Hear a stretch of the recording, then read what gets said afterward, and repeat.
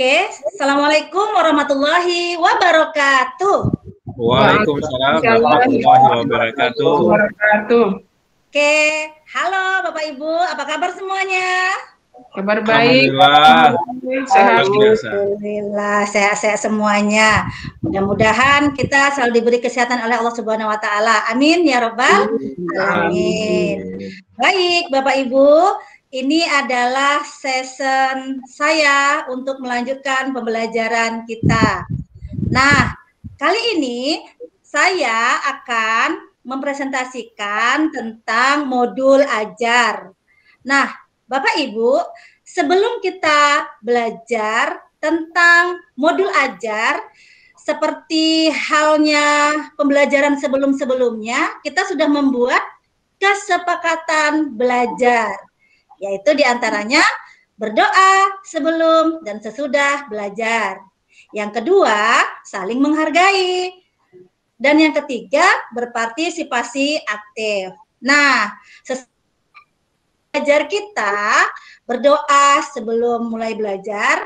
Ayo Bapak Ibu, siapa yang bisa bantu saya untuk memimpin doa kali ini? Dipersilahkan Ibu, Bapak. Ibu. Oh iya, Al Ustadz Khaidir, silahkan. Amin. Oke, terima kasih Ibu. Ini Ustadz dulu pernah ngajar di pesantren. Ya, saya paham. Makanya saya panggil Ustadz. Enggak, tapi ngajarnya kimia. Silakan Pak Khaidir. Oke, baik. Terima kasih Umi Sania. Hari ini berkesempatan kami, alhamdulillah, untuk mengikuti materi tentang apa tadi Umi? Tentang modul ajar. Modul ajar. Oke, modul ajar. Oke, sebelum berdoa, mari sama-sama kita beristighfar. Alhamdulillah di sini semuanya ini ya, Muslim kayaknya ya. Oke, beristighfar dulu. Astagfirullah. Baik, dalam doa ini kita berharap mudah-mudahan yang pertama kita dalam keadaan sehat selalu, dan apa yang kita dapatkan mudah-mudahan jadi ilmu dan amal jariah bagi Umi dan kita semua, dan ilmunya bermanfaat bagi murid-murid kita dan kawan-kawan kita nantinya. Dengan mengucapkan basmalah, mudah-mudahan pembelajaran ini berkah. Bismillahirrahmanirrahim. Oke, baik Ibu sudah. Ya, terima kasih Pak Haidir sudah memimpin doa. Mudah-mudahan doanya diijabah oleh Allah. Amin ya rabbal alamin. Nah, karena ini season yang ketiga, sepertinya sudah pada agak low. Yuk kita tes dulu baterainya dengan ice breaking ya.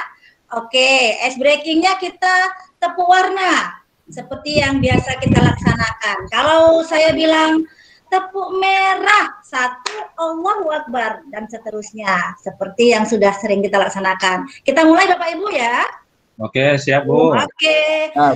Tepuk merah. Allahu Akbar. Tepuk kuning. Allahu Akbar. Tepuk hijau. Allahu Akbar. Tepuk merah, kuning, hijau. Allahu Akbar.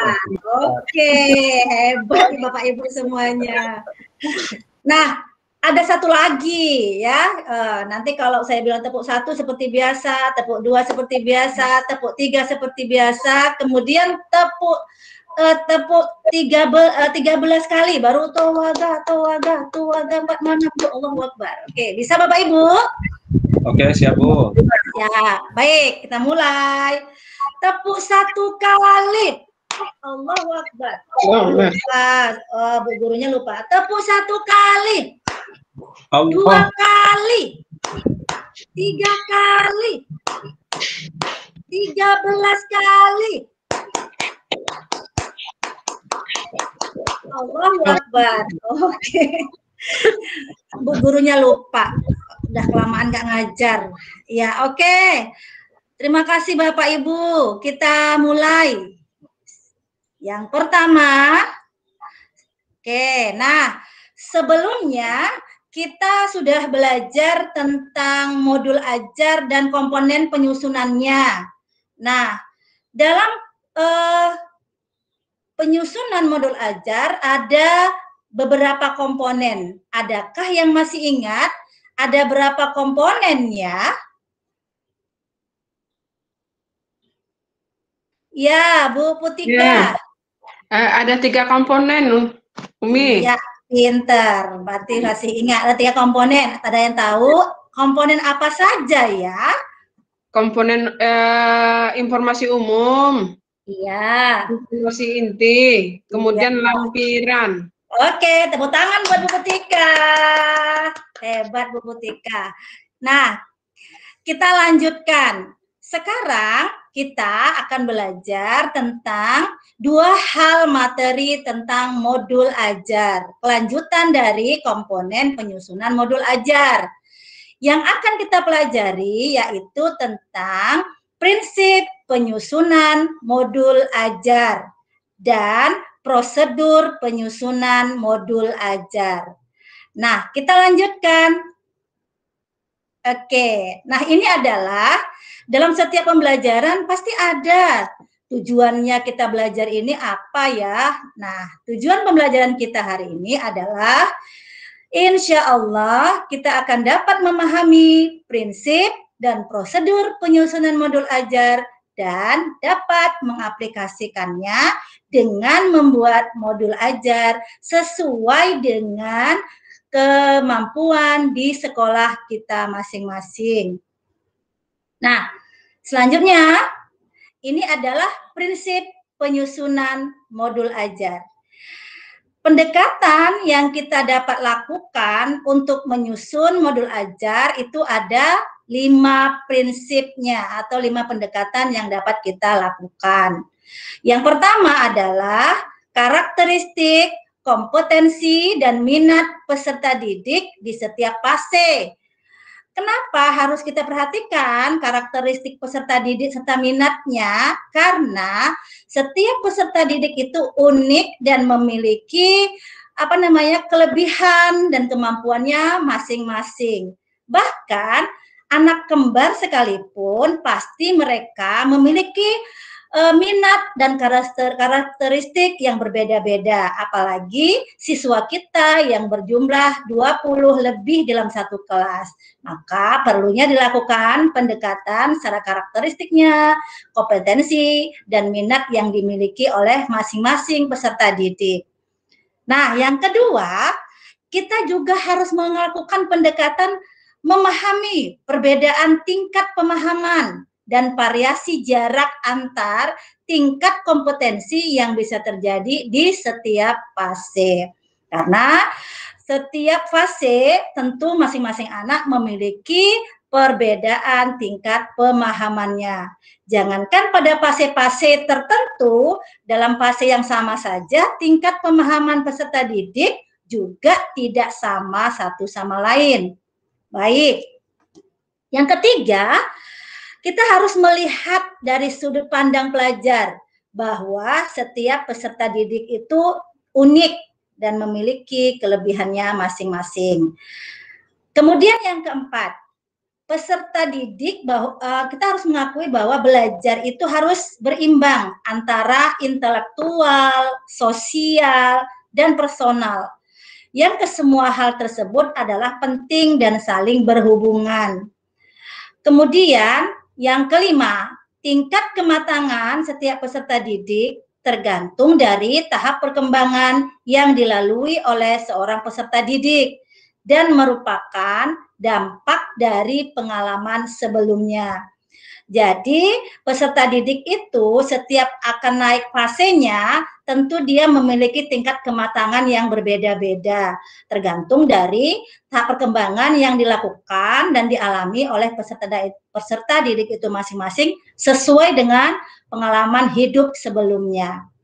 Jadi, itu adalah prinsip penyusunan modul ajar, Bapak Ibu. Nah, selanjutnya ada 4 kriteria yang harus dimiliki oleh modul ajar itu sendiri.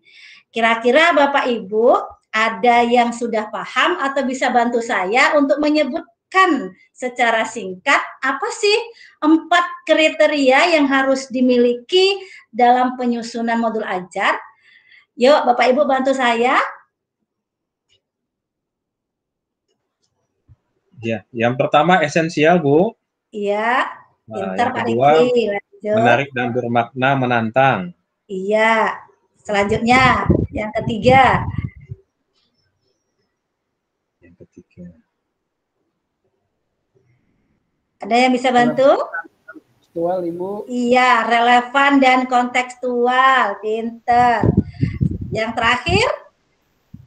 Berkesinambungan. Iya, berkesinambungan. Luar biasa. Terima kasih Pak Riki dengan Pak Haidir. Baik, jadi ada 4 ya. Kita review kembali. Ada 4 prinsip penyusunan modul ajar. Yang pertama esensial, yang kedua menarik, bermakna, menantang, dan ketiga relevan dan kontekstual, serta yang keempat berkesinambungan. Nah, mari kita bahas satu persatu. Yang pertama, kriterianya adalah esensial. Nah, pemahaman konsep dari setiap mata pelajaran melalui pengalaman belajar dan lintas disiplin. Itu yang dimaksud dengan esensial, yaitu pemahaman konsepnya di setiap mata pelajaran harus melalui pengalaman belajar dari peserta didik itu sendiri. Kemudian yang kedua, menarik, bermakna, dan menantang. Maksudnya adalah sebuah modul harus dapat menumbuhkan, harus dapat membuat minat siswa untuk belajar, dan harus dapat melibatkan peserta didik secara aktif dalam proses belajar. Jadi, apabila sebuah modul itu menarik, bermakna, dan menantang, maka peserta didik itu akan semakin bergairah dan semangat untuk mengikuti pelajaran yang disampaikan oleh guru di dalam kelas dan tidak monoton. Nah, berhubungan dengan pengetahuan dan pengalaman yang dimiliki sebelumnya, dia harus berkesinambungan juga, sehingga tidak terlalu kompleks, namun juga tidak terlalu mudah untuk tahap usianya. Kalau pembelajaran disampaikan oleh seorang guru yang tidak sesuai dengan tahap usianya, kalau terlalu mudah bagi peserta didik, maka dia akan bosan. Tapi kalau terlalu susah yang dia disampaikan oleh seorang guru, maka siswa tersebut juga akan lelah dan jenuh. Jadi penyampaian itu yang dimaksud dengan menantang adalah harus tidak terlalu susah, tidak terlalu mudah, tapi sesuai dengan tahap usianya. Baik, kita lanjutkan yang ketiga. Yang ketiga yaitu relevan dan kontekstual. Maksudnya adalah berhubungan dengan pengetahuan dan pengalaman yang dimiliki sebelumnya dan sesuai dengan konteks di waktu dan tempat peserta didik itu berada. Maksudnya adalah dia harus berhubungan dengan pengetahuan-pengetahuan yang sebelumnya. Jadi pembelajaran itu berkesinambungan yang dilanjutkan dengan poin keempatnya, yaitu berkaitan antara alur kegiatan pembelajaran harus sesuai dengan fase belajar peserta didik. Baik. Sampai di sini ada yang ditanyakan Bapak Ibu? Mungkin saya nyampaikannya kurang jelas atau ada hal yang perlu ditanyakan? Iya, Bu Putika, dipersilahkan. Terima kasih Umi. Ini dari prinsip penyusunan modul ajar ini kan kita ada 4 kriteria yang harus dimiliki modul ajar gitu kan? Ya. Yang pertama adalah esensial, yang kedua menarik, bermakna dan menantang. Nah, yang saya kurang jelas ini di esensial. Esensial itu maksudnya seperti apa sih? Oke, baik. Di esensial ya, bahwasanya pemahaman konsep dari setiap mata pelajaran melalui pengalaman belajar dari lintas disiplin. Nah, sebuah modul pembelajaran harus terdiri dari berbagai pengalaman belajar dari semua lintas. Artinya semua lini kehidupan dapat dimasukkan ke dalam modul pembelajaran supaya pembelajaran itu tidak menjadi kaku dan monoton serta itu-itu saja materi pembelajarannya. Mungkin itu yang saya pahami, Bu Putika. Mohon maaf, mungkin ada dari Bapak Ibu yang bisa membantu saya untuk lebih lebih benar, lebih baik, mungkin bisa dibantu.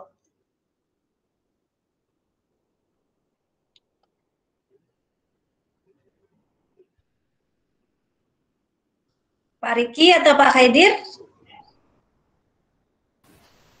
Mohon maaf Ibu, kebetulan jaringan lagi putus-putus. Oh, gitu. Kalau boleh diulang. Jadi pertanyaan Bu Putika tadi, makna dari kriteria penyusunan modul ajar yang berhubungan dengan makna esensial, Pak Khaidir. Mungkin Pak Khaidir bisa membantunya.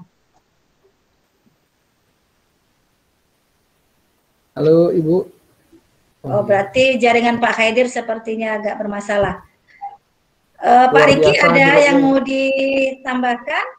Oke, mungkin saya mengkonfirmasi lagi, Bu, tentang makna esensial yang ditanyakan Bu Putih. Di sini memang 4 kriteria yang harus dimiliki modul ajar, itu yang salah satunya ada esensial. Esensial diletakkan pada poin yang pertama, memang ini kita menganggap bahwa modul ajar itu sesuatu yang sangat utama, ya, yang sangat utama. Jadi dalam hal utama itu perlu konsep-konsep yang perlu kita pahami. Di konsep-konsep apa yang diperlukan dalam penyusunan modul ajar. Nah, jadi setelah kita melihat konsep-konsep tadi, maka kita akan diberikan untuk langkah-langkah selanjutnya. Jadi bisa melalui pengalaman-pengalaman, kemudian pengalaman-pengalaman ini juga tidak hanya pengalaman yang kita dapatkan dari satu mata pelajaran, tetapi juga dari berbagai macam disiplin. Jadi bisa mata pelajaran yang lain. Jadi kita bisa berkolaborasi lah istilahnya kita untuk apa? Untuk menambah hasanah daripada modul ajar kita tadi untuk lebih menekankan kepada pemahaman konsep. Demikian saja, Bu. Baik, terima kasih Pak Khaidir. Berarti kita harus menggabungkan beberapa pengalaman-pengalaman belajar dari materi-materi yang lain. Oke, kita lanjutkan ya, Pak Khaidir, kita lanjutkan. Nah, selanjutnya pembahasan kita adalah prosedur penyusunan modul ajar. Bapak Ibu, ada yang bisa bantu saya? Apa sih yang dimaksud dengan prosedur penyusunan modul ajar? Prosedur itu rentetan atau apa? Aturan, seperti aturan gitu. Oke. Aturan gitu ya. Baik, benar sekali Bu Putika. Jadi prosedur itu adalah rentetan atau cara, atau lebih konkretnya lagi itu langkah-langkah. Ya, mungkin Bapak itu seperti itu. Jadi langkah-langkah penyusunan modul ajar. Nah, guru pada saat mengembangkan modul ajar harus mengikuti langkah-langkah sesuai dengan infografis berikut ini. Di antaranya adalah, prosedurnya dalam penyusunan modul ajar itu ada 6 langkah atau 6 prosedur. Baik, kita bahas yang pertama. Yang pertama adalah tentang menganalisis kondisi dan kebutuhan guru, peserta didik, serta satuan pendidikan. Jadi sebelum menyusun modul ajar, satuan pendidikan, guru, dan stakeholder yang menyusun itu harus terlebih dahulu menganalisis. Apa yang dianalisis? Yang dianalisis adalah kondisi dan kebutuhan guru serta peserta didik dan juga satuan pendidikan yang ada di tempatnya bertugas. Yang kedua, mengidentifikasi dan menentukan dimensi profil pelajar Pancasila. Guru harus memilih dimensi profil pelajar Pancasila yang paling memungkinkan dan yang paling tepat untuk dikembangkan dalam proses pembelajaran tersebut. Dan yang ketiga, menentukan alur tujuan pembelajaran yang akan dikembangkan menjadi modul ajar. Guru dapat memilih ATP hasil pengembangan sekolah atau mengacu pada ATP yang ada. Nah, kemudian yang keempat, menyusun modul ajarnya harus berdasarkan komponen yang tersedia. Selain komponen inti, guru juga dapat memilih komponen sesuai dengan kebutuhan pembelajaran yang akan dilaksanakan di satuan pendidikan tersebut. Kemudian yang kelima, pelaksanaan pembelajaran. Dalam proses pelaksanaan pembelajaran ini, guru melakukan kegiatan pembelajaran sesuai dengan modul ajar yang telah disusun, tidak lagi asal-asalan atau mengarang dalam pelaksanaan pembelajarannya, karena sudah ada modul ajar yang baik dan bagus yang sudah dibuat oleh guru. Kemudian yang terakhir yaitu evaluasi dan tindak lanjut. Setelah melakukan pembelajaran, guru harus mengevaluasi sejauh mana efektivitas modul ajar dan tindak lanjutnya bagaimana untuk pembelajaran berikutnya. Karena dari hasil evaluasi yang baik, maka akan terdapat tindak lanjut yang akan lebih baik lagi. Nah, demikian Bapak Ibu. Kemudian saya mau membuat game sedikit saja untuk Bapak Ibu. Mungkin ada yang bisa mewakili teman-teman untuk menyebutkan prinsip-prinsip dalam menyusun modul ajar dengan bahasa yang ringan dan mudah dipahami, karena bisa jadi tutor sebaya itu lebih menjanjikan pengetahuan kepada temannya dibandingkan gurunya. Jadi mudah-mudahan melalui penjelasan Bapak Ibu, saya sendiri dan teman-teman juga bisa lebih paham. Saya mohon kerjasamanya Bapak Ibu.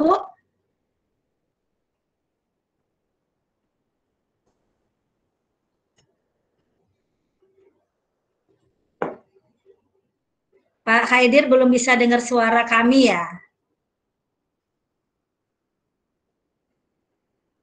Mohon maaf Ibu, putus-putus, apa di saya aja atau ya Bapak Ibu lain ya? Halo Pak Riki, Ibu Putika, apa jelas ya? Saya putus-putus nih, apa jaringan saya masih bermasalah luar biasa. Suara Bapak jelas. Agak terputus di sini, cuman kalau dihidupkan videonya suaranya hilang gitu. Halo Ibu, jelas suara Ibu? Nah, jelas Pak Haidir, jelas. Saya kalau buka video, suara Umi agak terputus-putus. Gak apa-apa Bu Putika, tidak buka video, yang penting dengar suara saya dan saya dengar suara Ibu. Jadi bagaimana Bapak? Ada dua nih murid saya mungkin, nih, Bu Putika dengan Pak Riki. Mungkin bisa diulang Bu. Iya.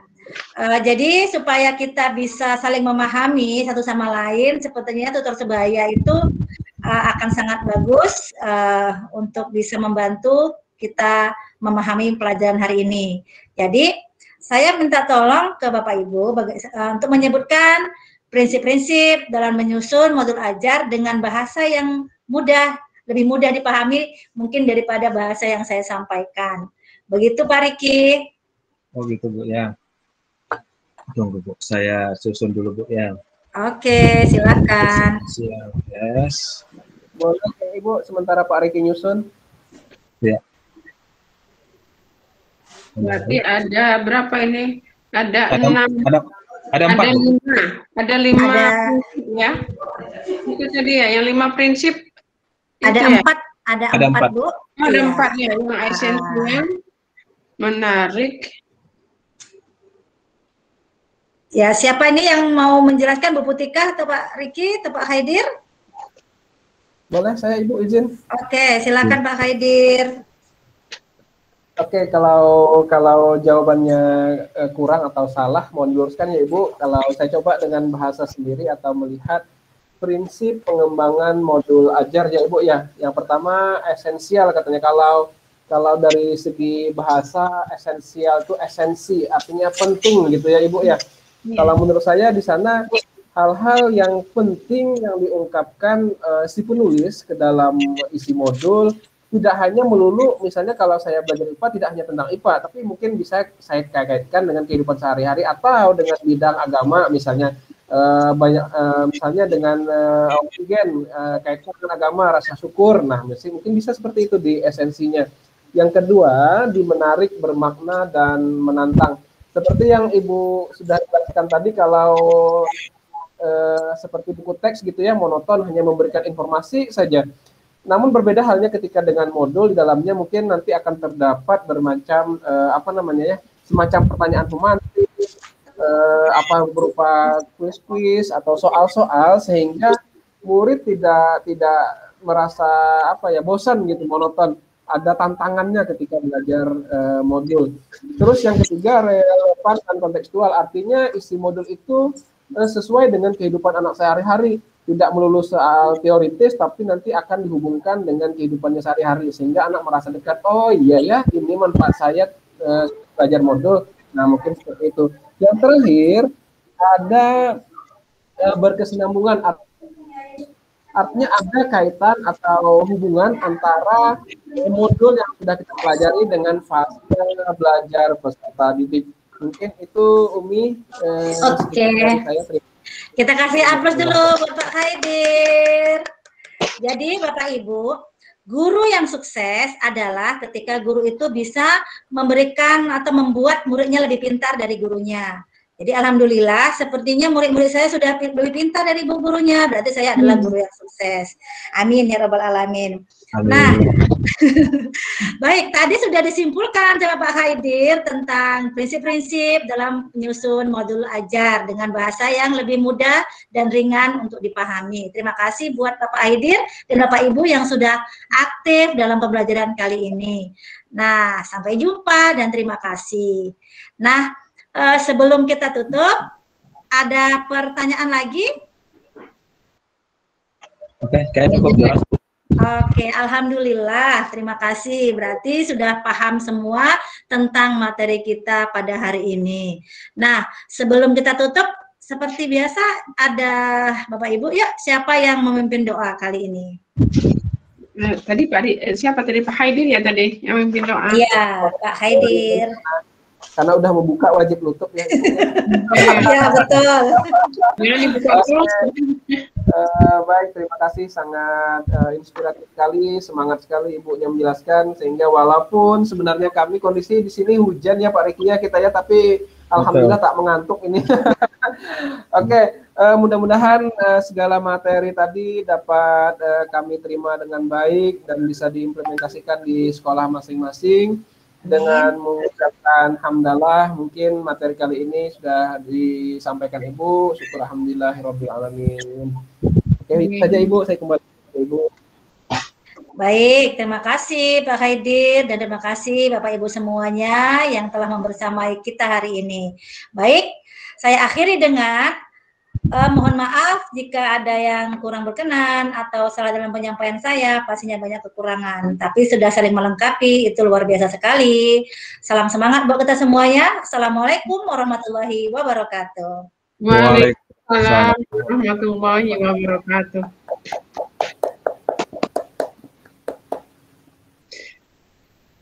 Apakah sudah matikan dulu?